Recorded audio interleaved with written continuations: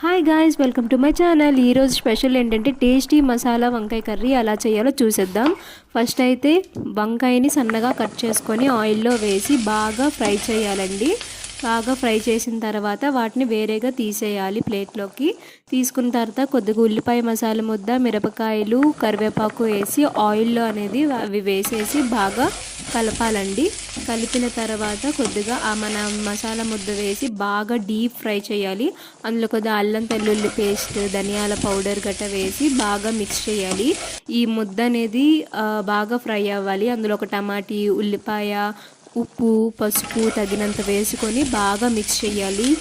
ఎలాంటి మాడు రాకుండా బాగా వేసి మనం కట్ చేసుకున్న బ్రింజాలు అయితే వేసేసి బాగా మిక్స్ చేయాలండి. కొద్దిగా తగినంత వాటర్ వేసుకొని క్లోజ్ చేసి ఓపెన్ చేస్తే ఇలా మనకి టేస్టీగా తయారైపోద్ది.